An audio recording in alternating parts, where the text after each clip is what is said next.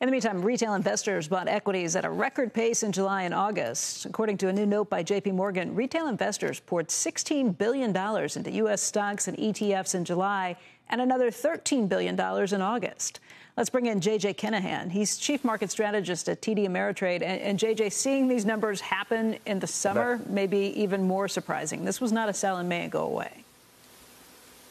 Yeah, you know, Becky, it's interesting. We come out with our IMX every month, and one of the things we've seen over the year is our clients actually gradually coming in month after month. It hasn't been one month where it's absolutely crazy. To your point, though, this is the time of year, particularly at the end of August, when people become a little bit more disengaged as people are going back to school or getting in that final family vacation or whatever it may be. So to see this is a bit surprising overall. And, you know, it's also interesting to me to some of the stocks that have been interesting to our clients over the last couple of weeks. Apple and Tesla are two that are being purchased. What's interesting is at the end of July, for the first time in at least 6 months, we had seen Apple and Tesla be net sells. We rarely see that. In fact, Apple's the #1 held stock at TD Ameritrade the last few years. So that's been very interesting. You know, Dom just got talking about AMC and Zoom.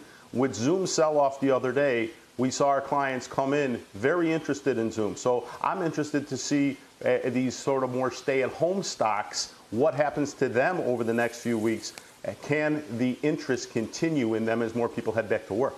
You know, you mentioned stocks like AMC and Tesla, and maybe that doesn't surprise me. What does surprise me, at least according to the notes, is that Ford has been one of the stocks that investors poured into, too?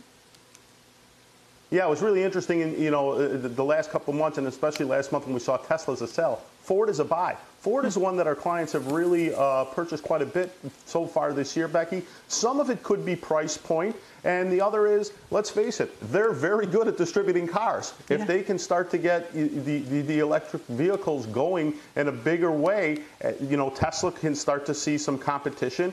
And overall, we've seen Ford make strides there. The chip shortage obviously put a little bit of a crimp in things for them, but the longer-term story, our clients certainly big believers in.